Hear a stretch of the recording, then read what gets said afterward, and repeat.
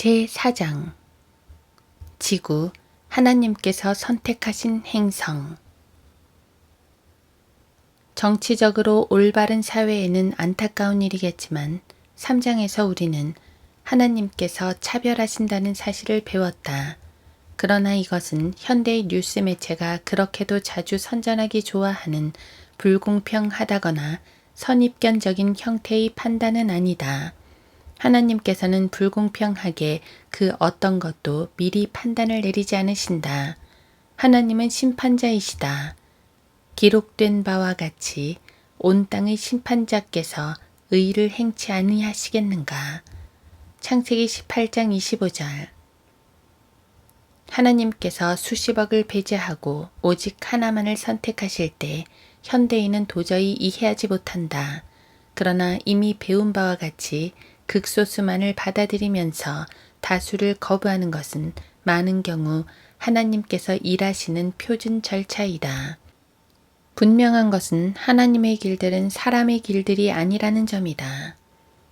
너희는 좁은 문으로 들어가라. 이는 멸망으로 인도하는 문은 넓고 그 길이 광대하여 그 길로 들어가는 사람이 많으나 생명으로 인도하는 문은 좁고 또 그 길이 협소하여 그 길을 찾는 자가 적음이니라. 마태복음 7장 13에서 14절. 우주를 보면 말 그대로 셀 수 없이 많은 별들과 행성들로 가득 차 있음을 보게 된다. 이 엄청난 광대함과 이런 여분의 공간을 보고 우리는 혼잣말로 저 너머에는 분명히 어떤 존재나 뭔가가 있음에 틀림없어 라고 말한다. 심지어 어떤 이들은 하나님께서 다른 행성에 지적 생명체를 창조하셨을 수 있다는 가능성을 생각해 보기도 한다. 즉, 지구에서 발견되는 것과는 크게 다른 생명체를 생각하게 된다. 가능성이 있는 말인가? 유기적 진화, 즉 저절로 이루어지는 생명의 자가증식 같은 우스꽝스러운 것을 다룰 때면 어떤 것이라도 가능하다는 생각이 든다. 그러나 성경적 진리를 다룰 때는 몇 가지 고려해야 할 사실들이 있다. 사실 1. 하나님께서는 자신의 행동을 기록된 자신의 말씀에 제한하신다. 사실 2. 많은 경우 하나님께서는 엄청난 대다수를 배제하고 오직 하나만을 선택하신다. 사실 3. 성경 구절들은 하나님께서 행성 지구에 대해서 호의적인 성향을 가지고 계심을 보여준다. 우주가 다른 천상의 존재들로 가득 차 있든 아니든 그와 상관없이 지구는 의심할 여지 없이 하나님께서 가장 관심을 가지시는 곳이다. 우리 행성에 대한 이런 호의적인 편애와 편견은 성경의 다음 증거 본문들에서 분명하게 나타난다. 증거 1. 지구는 하나님께서 창조하신 첫 번째 행성이었다. 성경에 따르면 지구는 해와 달이나 다른 별들보다 먼저 창조되었다. 태초에 하나님께서 하늘과 땅을 창조하셨느니라. 창세기 1장 1절. 하나님께서 두 가지 큰 광명을 만드사 큰 광명은 낮을 주관하게 하시고 작은 광명은 밤을 주관하게 하시며 별들도 만드시니라. 창세기 1장 16절. 증거 2. 이 행성에 지구라는 이름을 붙이신 분이 바로 하나님 자신이시다. 하나님께서 수성의 이름을 붙이신 것이 아니다. 하나님께서는 금성의 이름을 붙이시지 않았다. 하나님께서는 화성의 이름을 붙이신 것도 아니었다. 하나님께서 목성의 이름을 지으신 것도 아니었다. 하나님께서 토성의 이름을 지으신 것도 아니다. 하나님께서는 천왕성의 이름을 붙이신 것도 아니었다. 하나님께서는 해왕성의 이름을 붙이신 것도 아니었다. 하나님께서는 이제는 사용되지 않는 행성, 이름인 명왕성의 이름을 붙이신 것도 아니었다. 태양계에 있는 다른 모든 행성들은 거짓 신들에게 영광을 돌리기 위해 인간들이 이름을 붙인 것들이다. 하나님께서 마른 곳을 땅이라 부르시고 earth, 물들이 함께 모인 곳을 바다들이라 부르시니라. 창세기 1장 10절. 증거 3. 지구는 사람이 거주할 목적으로 의도적으로 창조되었다. 지구에 호흡할 수 있는 대기, 태양으로부터의 거리, 기타 등등은 우연히 생기거나 자연적 과정으로 생겨난 것이 아니다. 하늘들을 창조한 주가 이같이 말하노라. 하나님은 스스로 땅을 조성하고 만들었으며 그는 그것을 견고히 세우되 헛되이 창조하지 아니하였으니 사람이 거주하도록 조성하였느니라. 나는 주라. 아무도 다른 이가 없느니라. 이사야 45장 18절. 하늘, 곧 하늘들까지도 주의 것이나 그가 땅을 사람의 자손들에게 주셨도다. 시편 115편 16절. 증거 4. 우주에 있는 태양과 달리 다른 별들, 즉 우주에 있는 모든 별들은 지구를 위해서 만들어졌다. 태양빛과 달빛에 결과적으로 잠길 수 있거나 지나가는 다른 별빛을 잡는 다른 행성들은 행성 지구만을 위해 고안된 보상들에서 유익을 얻고 있을 뿐이다. 지나치게 보일 수 있지만 별들은 우리들의 것이다.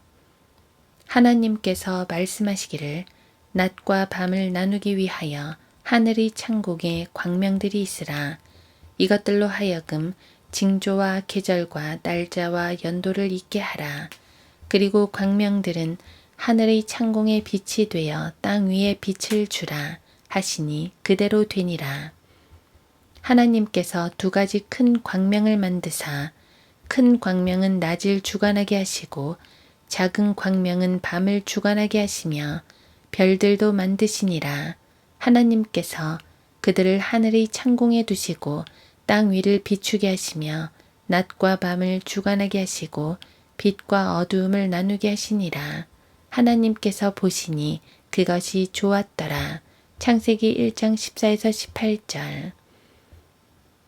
별들의 비밀스런 이름. 하나님께서 별들의 이름도 지으셨다고 하나님의 말씀이 말씀하고 계시지 않는가? 맞다. 성경은 말씀하시기를 하나님께서 별들의 이름도 지으셨다고 하신다. 시편 147편 4절은 이렇게 말씀하신다. 그가 별들의 수를 헤아리시고 그들을 모두 그들의 이름으로 부르시는도다. 그러나 하나님께서 별들의 이름을 지으신 것은 지구의 이름을 붙여주신 것만큼 그렇게 중요하지 않다.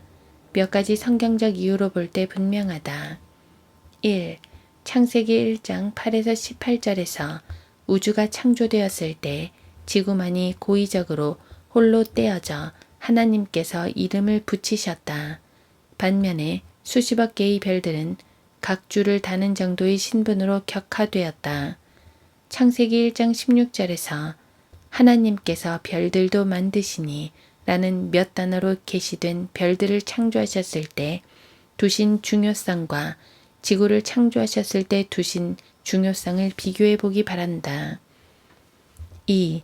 시편 147편 4절은 두 가지 의미를 가지고 있다. 별들이라는 단어는 천사들을 언급하기도 한다.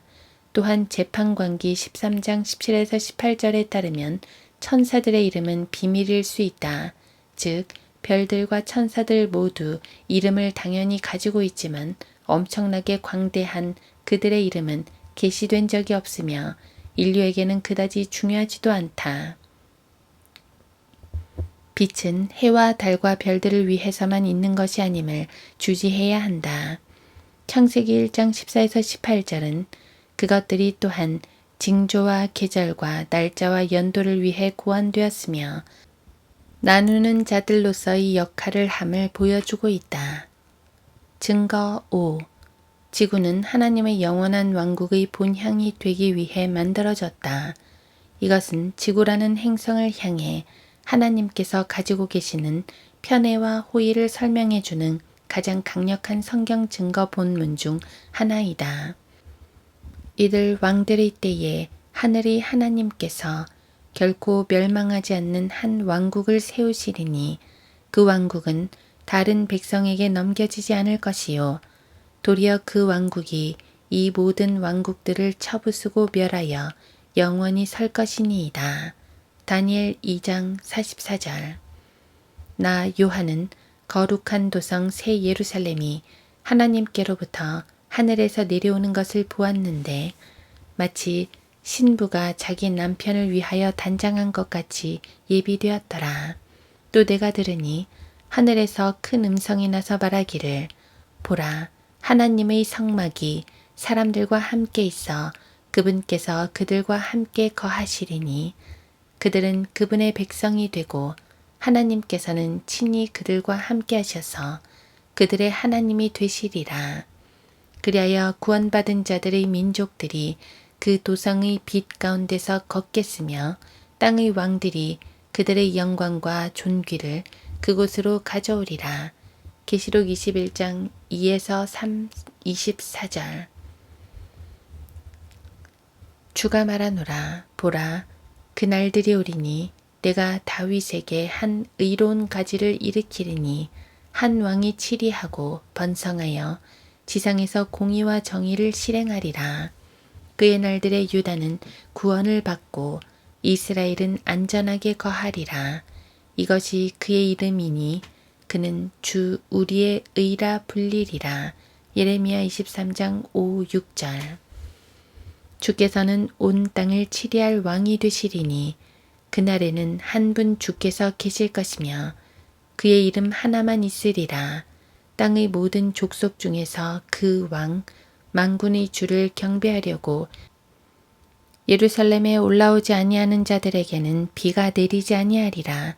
스가랴 14장 9, 17절. 하나님께서 직접 행성 지구에 그분의 보좌를 실제로 눈에 보이게 영원히 세우실 한 날을 계획하신다. 이 일이 이루어지면 지구는 우주의 창조자의 본부이자 본향이 될 것이다. 우주는 지질학적 중심지가 될 것이다. 외계인들과 우주인들이 이 사실을 어떻게 받아들일 것 같은가? 결국 다른 행성에 무슨 문제가 있다는 말인가? 그들의 별도 지구만큼이나 좋지 않은가? 그렇지 않다. 사실 그렇지 않다. 하나님께서 지구를 택하신 것은 지구가 특별하기 때문이 아니다. 하나님께서 선택하셨기에 지구가 특별한 것이다. 다른 말로 하자면 지구는 스스로를 특별하게 하기 위해 아무런 일도 하지 않았다. 하나님께서 선택하신 그 순간에 지구는 특별하게 되었다. 인간들이 화성, 목성, X행성에 열광하는 것에 하나님께서는 전혀 관심이 없으시다. 알다시피 인류는 하나님께서 모든 것을 똑같이 다루시지 않는다는 사실에 대단한 문제를 제기하며 심각하게 반응한다. 인류는 하나님께서 자신들이 사물을 보는 방식으로 보시기를 요구한다. 그러나 그건 불가능하다. 하나님은 거룩하시지만 인간은 그렇지 않다. 모든 것이 동등하다고 주장하는 것은 미친 짓이다. 인간의 두려움은 어느 날 모든 인간이 심판을 받게 되고 하나님께서 직접 어떤 사람들을 의롭다고 선언하시고 어떤 사람들은 영원한 저주로 정죄받을 것이라는 사실에 근거하고 있다. 평등에 대한 인간의 강박관념, 특히 구원받지 않은 사람들의 강박관념은 하나님께서 다른 모든 사람들은 배제하고 오직 거듭나고 피로 사신 그리스도인들만 구원하신다는 사실에 근거하고 있다. 하나님께서 이런 불공평한 선택을 하심에 인간은 분노한다. 그래서 모든 것들이 평등을 요구하는 것이다. 알다시피 화성도 지구만큼 좋다. 지구에만 생명체가 등장하는 유일한 이유는 무작위로 우연하게 된 일이며 운 좋게 자연의 요행으로 됐다는 식이다. 수백 개의 다른 세상 어딘가에 생명체가 쉽게 나타날 수도 있었을 것이다. 맞는 말인가? 맞다.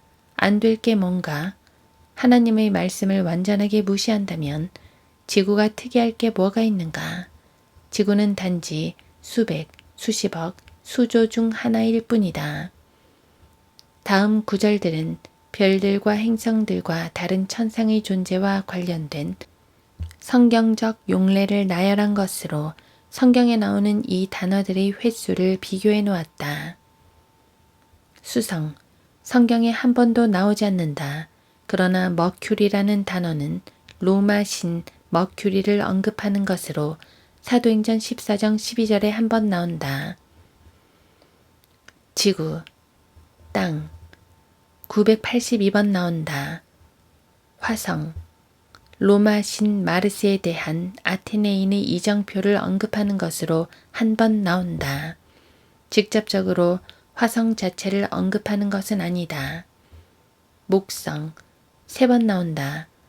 2번은 로마 신 주피터를 언급하는 것이며 사도행전 14장 12, 13절, 다른 하나는 그 행성을 직접적으로 언급하고 있다. 사도행전 19장 35절, 태양, 159번 나온다. 달, 51번 나온다. 복수 달들 포함하지 않고 별과 별들 66번 나온다. 금성, 토성, 천왕성, 명왕성, 해왕성은 성경 어디에도 없는 반면 행성들이라는 단어는 딱 한 번 나온다. 지구를 제외한 우주 내의 모든 행성을 포함하는 것으로 욥기에서는 4개의 별자리인 플레아데스, 오리온, 악투루스, 12궁성이 언급된다. 내가 플레아데스 성단의 아름다운 감응력을 묶을 수 있으며 오리온의 띠를 풀 수가 있느냐? 내가 12궁성을 그의 시기를 따라 불러낼 수 있느냐? 아니면 내가 악투루스 성단을 그의 아들들과 함께 인도할 수 있느냐? 내가 하늘의 규례들을 아느냐? 내가 그 통치를 땅에 펼 수 있느냐? 욥기 38장 31에서 33절. 마지막으로 성경의 명세표는 다음과 같다. 2개의 행성만이 직접적으로 이름이 불린다. 하나는 지구이고 다른 하나는 목성이다. 목성이 단 한 번 언급된 데 반해 지구는 982번 언급된다. 981의 1이라는 한쪽으로 기울어진 숫자는 어떻게 된 것인가? 우주의 모든 다른 행성들은 단 한 단어로 요약된다. 즉 행성들이다. 열왕기하 23장 5절.